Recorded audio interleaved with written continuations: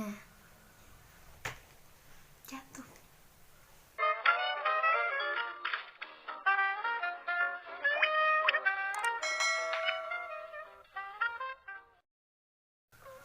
Bismillah, hai semuanya.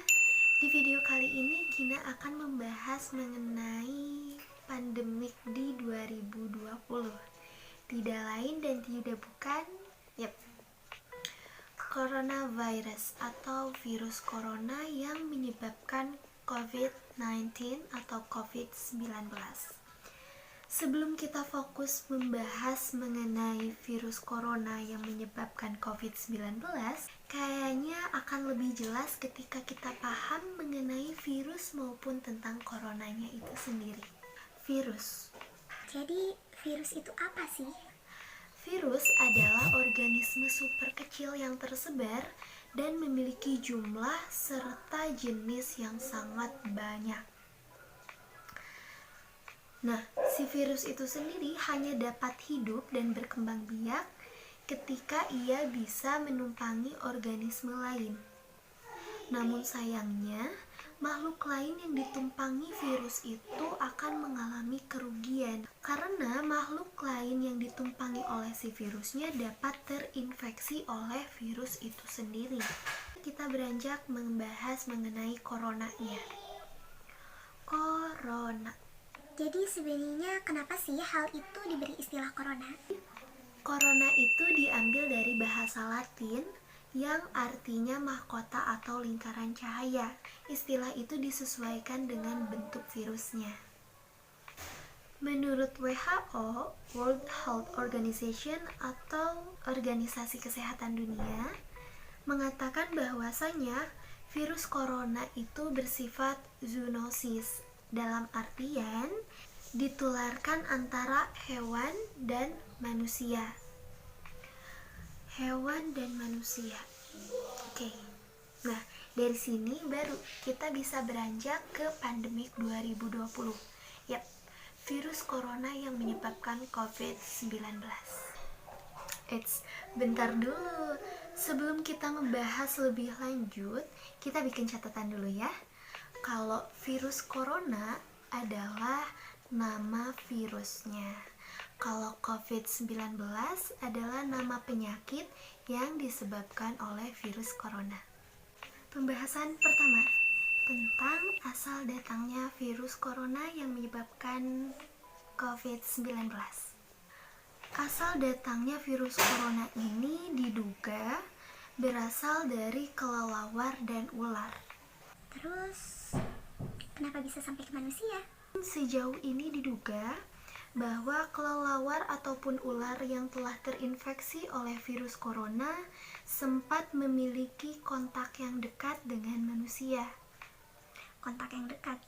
Kontak yang dekat di sini bukan dalam artian berhubungan atau lain sebagainya, tapi kontak dekat di sini bisa jadi kelelawar ataupun ular yang terinfeksi virus corona dimakan oleh manusia ataupun cipratan mengenai manusia sehingga ikut terinfeksi oleh virus corona juga. Bukannya virus corona itu antara hewan dan manusia ya? Terus kenapa bisa nyebar ke manusia yang lainnya? Padahal kan nggak semua manusia memiliki kontak dekat dengan kelelawar atau ular. Jawabannya, karena orang yang telah terinfeksi bisa menularkan ke orang lain. Ya, dari hewan ke manusia. Nah, dari manusia ini bisa menyebar ke manusia yang lainnya. Pembahasan kedua tentang perjalanan virus corona di tubuh manusia.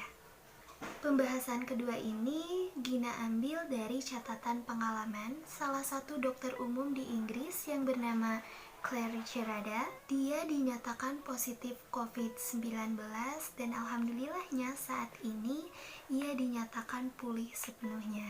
Nah, dari sanalah ia membuat catatan pengalaman. Oke, perjalanan virus corona di tubuh manusia. Pasti awal mulanya karena tertular kan? Besar kemungkinan orang yang telah terinfeksi virus corona ketika mereka bersin atau batuk mengeluarkan tetesan. Tetesan itulah yang bisa mengenai orang lain. Virus corona itu akan masuk ke tubuh orang lain ketika mereka bernafas. Virus corona akan masuk ke bagian hidung dan tenggorokan bagian belakang. Ketika mereka lanjut masuk ke hidung bagian belakang, mereka akan merusak sel-sel di hidung dan akan fokus berkembang biak, ya, memperbanyak dirinya sendiri. Ketika itulah orang yang tertular tadi akan mengalami batuk kering dan sakit tenggorokan. Lalu, kekebalan tubuh atau imun yang ada di tubuh kita akan menyadari, kayaknya ada sesuatu yang salah nih di tubuh ini. Maka, sistem imun akan menginstruksikan otak untuk menaikkan suhu tubuh, sehingga tubuh kita akan demam. Kenapa harus menaikkan suhu tubuh? Itu sebagai tanda menyuruh bagian-bagian imun di tubuh kita yang lainnya untuk mulai bekerja melawan si virus corona itu. Diperkirakan dalam kurun waktu 5-7 hari, sistem kekebalan tubuh kita akan merespon baik, merespon cepat, membunuh virus-virus sehingga memungkinkan orang tersebut akan pulih. Namun, jika sistem kekebalan tubuh kita atau sistem imun tubuh kita kurang baik atau kurang cepat, maka virus corona tadi akan terus bertambah banyak dan menyebar sehingga turun ke paru-paru. Virus corona tersebut akan menyerang sel-sel di paru-paru. Dan dari sanalah orang tersebut akan mengalami sesak nafas. Jika penyerangan terus berlanjut, paru-paru akan mengalami peradangan sehingga akan ada cairan nanah yang membuat paru-paru kita bengkak. Nah, dari bengkak itulah jika paru-paru kita tidak mau bekerja, ada resiko kematian. Jadi, dari pembahasan kita tadi secara keseluruhan, coronavirus yang menyebabkan COVID-19 dapat kita lawan dengan adanya sistem imun atau sistem kekebalan tubuh kita yang kuat. Namun, mencegah lebih baik daripada mengobati. Yang itu artinya kita lebih baik mencegah segala kemungkinan yang bisa membuat kita tertular oleh virus corona. Diem aja di rumah, apa kek, produktif kek. Mungkin itulah yang bisa Gina bagikan ke teman-teman. Mudah-mudahan pengetahuan ini bermanfaat buat kita semua. Alhamdulillah, dah semuanya.